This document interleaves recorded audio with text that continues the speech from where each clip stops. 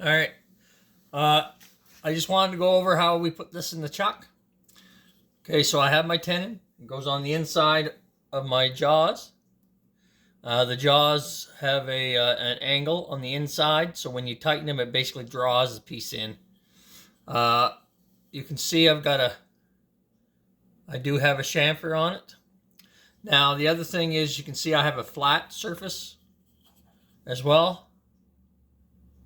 Okay, so that's critical, and you should be aware of that, because what happens is the front of the jaws have to sit tight against the piece, and then when you clamp it, it draws it in enough that it doesn't move. So put it in.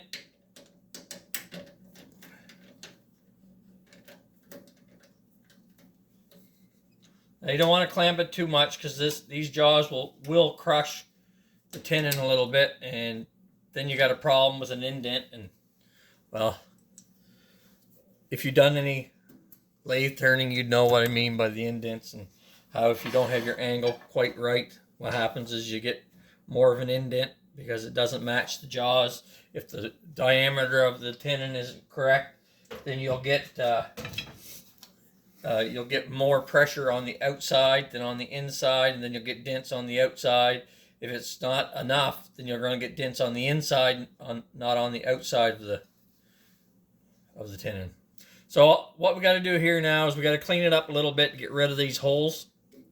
All right, so that's what we need the tenon for. Now we're not going to be able to remove the tenon because we need it for the other side, but we can dress it up so it looks like it's a part of the yo-yo, and that's basically what I'm going to do.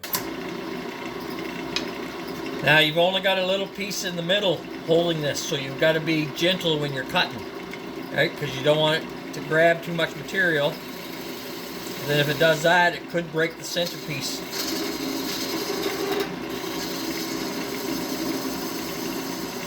So go gentle on it. Oh, it's gentle on my mind.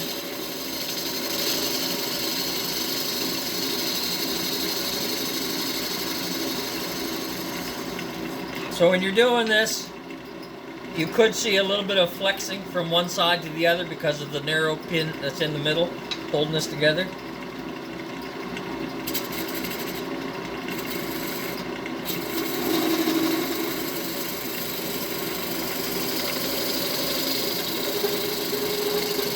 What I'm going to do is I'm just going to dish out the middle, give it something that's pleasing to the eye.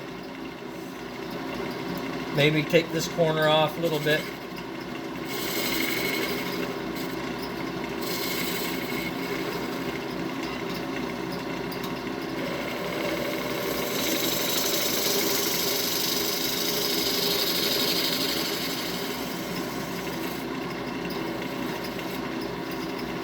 Now getting the dimple in the middle, that all depends on how your bevel on your chisel rides. Okay? So if your bevel is a little bit tipped in, you're going to get a divot. If it's tipped out, you're going to get a little tip sticking out there.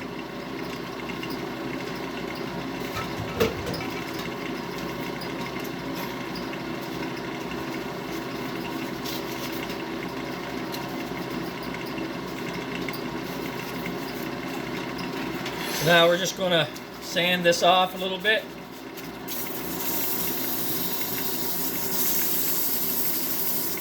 Just so it's nice and smooth and nobody gets a splinter or anything.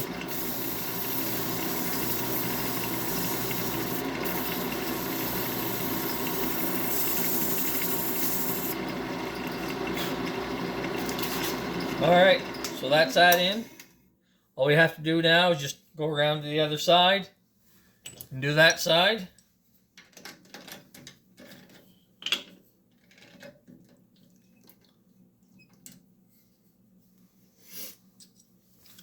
Like I say, this is like a really gentle job here, because if you don't, you're going to break the yo-yo and nobody's going to be happy. You want a nice yo-yo that's going to work well. So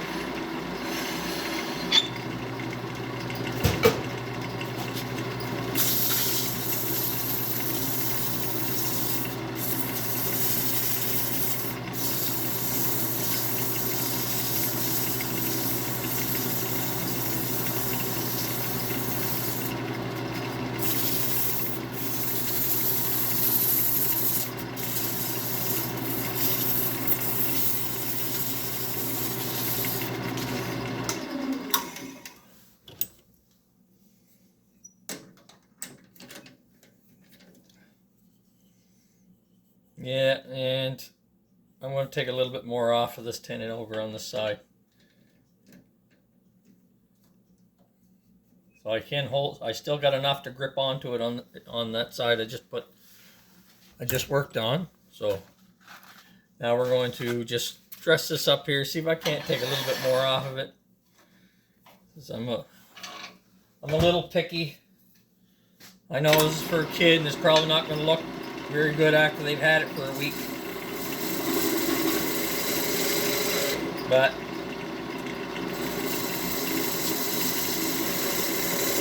this is for me, not for anybody else.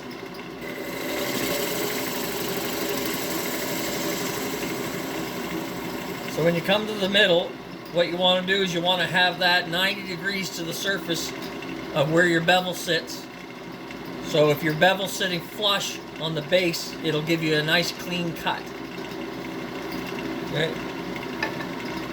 That takes a lot of practice. So, you're getting into woodworking, don't expect to figure it out the first couple of times, because I'll tell you, sometimes I even have a problem with that. And it's really hard to get it right at the bottom of the bowl. That's where you really need to do your practicing, is on the bottom of the bowls when you finish them off at the bottom. But this is just a kid's yo-yo, they'll never even know the difference. But I do, so that's why I'm a little bit picky on them. And we are done. Okay. Now, I'll show you what I mean by the little divots from the chuck. Okay. See if I can find one here. Oh, they're hard to see, so that's good. There's one right here. Okay. You can barely see it. Anyway, the thing is, when something that tiny, once I put the oil on it, the teak oil that I have on it, you won't even see it. The oil will cause it to expand, and when it expands, that little divot will just disappear. I'll show you when I have the oil done on.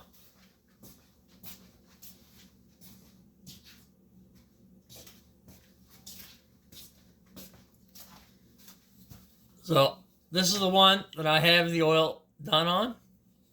As you can see, they used to have the little divots. It's gone now. So both sides looks good. I put teak oil on my hardwood lately. Tends to last more shiny, a little bit longer than the other stuff I was using. But anyway, I digress. So there's your. This is going to look nice because it's got some imperfections in the wood. So once I put the oil to it, it's going to look really nice. And the kid won't even realize it. Anyway, they'll have fun with it, I hope. So thanks for watching. We'll talk to you later.